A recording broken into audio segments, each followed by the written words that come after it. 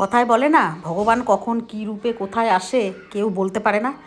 কিন্তু হ্যাঁ, ভগবান যে আসতে পারে মানুষ রূপে, সেটা আজকে আমি প্রমাণ পেলাম। কেন বলছি এ কথা, পুরো ব্লগটা দেখতে থাকো।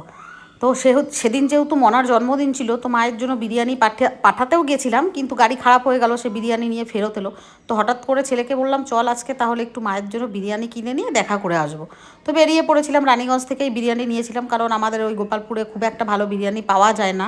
তো এখান থেকেই নিয়ে নিয়েছিলাম দুটো বিরিয়ানি, মায়ের জন্য একটা, মাসির জন্য একটা। তো নিয়ে যথারীতি যাওয়ার জন্য প্ল্যান করেছি।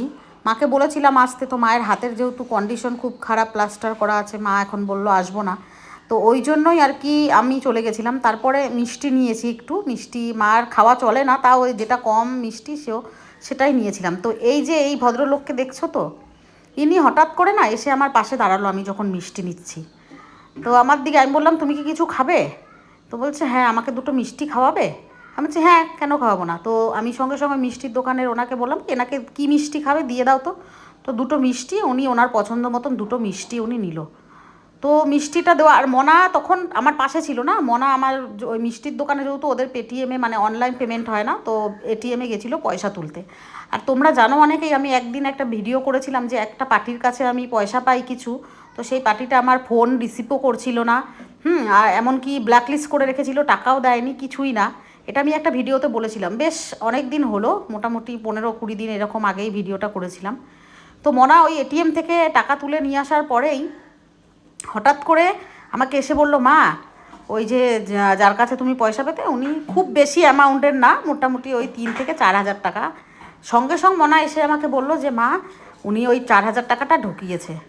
টাকার অ্যামাউন্টটা খুবই কম, কিন্তু তবুও দেখো আমার কাছে এই মুহূর্তে ওটা অনেক বেশি, আর ওটা আমার মেহনতের পয়সা, আমি তো চাবো।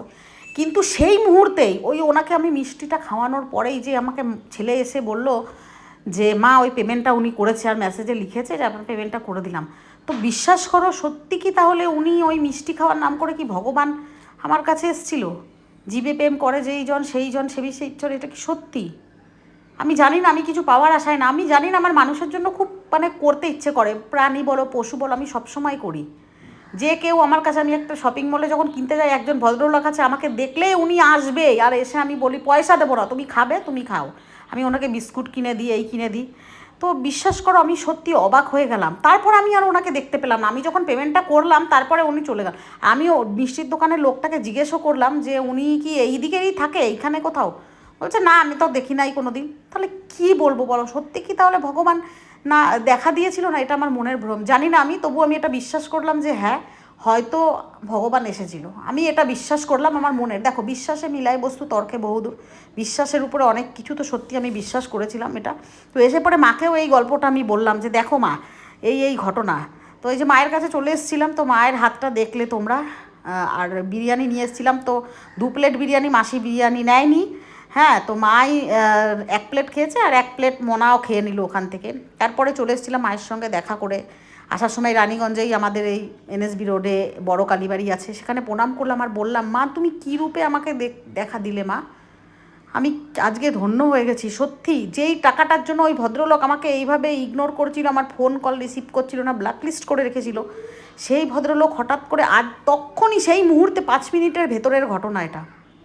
আমি সত্যি অবাক হয়ে গেলাম, জানি না আমি ভগবান হয়তো ছিল না কি কোনো মানুষ রূপে, না কি জানি না আমি, সেটাই আমি অবাক হয়ে গেলাম। তো যাই হোক, আমি ওই ওনার কাছ থেকে যে ওই আমার ন্যায্য ওই 3.5-4 হাজার টাকা যে আমি পেয়েছি, এটাই আর সেই মুহূর্তে আমি সত্যি অবাক হয়ে গেলাম। তাই বলি মানুষকে, প্লিজ মানুষের জন্য একটু করো যতটুকু সামর্থ্য। আজকে ওই ওনাকে দুটো মিষ্টি খাওয়ার, ওই 20 টাকার দুটো মিষ্টি খাইয়েছি, সেটা মানে কতটা আনন্দ, টাকাটা নয়, কতটা আমি আনন্দ পেয়েছিলাম কত, সেটা আমি। আর তারপরে যখন এরকম একটা রেজাল্ট পেলাম সঙ্গে সঙ্গে, তাহলে বলো তুমি কী করে মানুষ মানে বলবে না যে ঠাকুর নেই, ঠাকুর আছে।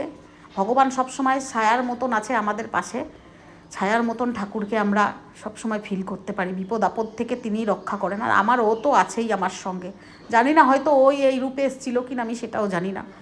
ও যাই হোক, তারপরে ওখান থেকে এসে আমি আর মনা বাজারে চলে এসেছিলাম। তো কিছু কেনাকাটি আমাদের থাকতো, এই যে এই শপিং মলটার কথাই বলছিলাম, এখানে থেকেই আমরা কেনাকাটি করি, গ্রসারি দোকান। তো এখানে আমাকে ঢুকতে দেখলেই একজন আসে, এসে পরে দাঁড়িয়ে থাকবে, 10 টাকা চাই। আমি বলি 10 টাকা তোমাকে আমি দেবো না, তুমি বিস্কুট খাও, কেক খাও, কী খাও, তখন বলে কেক কিনে দাও। তো ব্রিটানিয়ার কেক 10 টাকা দামের হোক, পার্লেজি বিস্কুট, আমার যখন যেটা আমার ওখানে অ্যাভেলেবেল থাকে আমি কিন্তু কিনে দিই। আমি সবার জন্য করার চেষ্টা করি, আমার সামর্থ্য যত না হোক কিন্তু সামান্য কিছু দিয়ে হলেও আমি সবসময় চেষ্টা করি। আর তারপরে বাড়িতে এসে তো এই সোনাদের উপরই পাওনা তো আমার থাকেই। আমার জীবনে আর কি চাই, আমাকে ভালো কেউ বাসুক না বাসুক, কিন্তু এই যে ভালোবাসাগুলো আমি কামাই করি না, এইটাই আমাকে জীবনে আমাকে আমার ছেলে মেয়েকে এগিয়ে নিয়ে যাবে। এদের ভালোবাসা নিঃস্বার্থ, এরা আমার কোনোদিন ক্ষতিও করবে না, কিছুই করবে না, শুধু বুক ভরা ভালোবাসা। কোথাও দেখলেই হলো গাড়ির পিছে পিছে চলে আসবে, এসে চাটবে, আদর করবে। দেখো জাস্ট, মানে তুমি কি করে এই প্রাণীগুলোকে মানুষ মারে আমি জানি না। ঠাকুর তাদের মানে সুবুদ্ধি দিক, তারা যেন এই মানুষের মতন পরিচয়টা দেয় যে এই প্রাণীগুলোকে না মারে। তো এদেরকে নিয়ে তো চলছে। আর আজ যেই বাচ্চাটাকে তোমরা দেখেছিলে, আমি একটা ভিডিও শেয়ার করেছিলাম, ওর পিঠে ম্যাগটস না কি হয় ও হয়েছিল, ও কিন্তু রিকভার করেছে। আমি অ্যান্টিবায়োটিক খাওয়ানোর পরে ওর পিঠ থেকে আর পুজো বেরোচ্ছে না আর কিছু না। এই যে গুগল যাকে তুলে নিয়ে এসছে, কোলে নিয়ে আছে ওই। তো যদি ভিডিওটা ভালো লেগে থাকে অবশ্যই একটা লাইক, কমেন্ট অ্যান্ড শেয়ার করে দিও।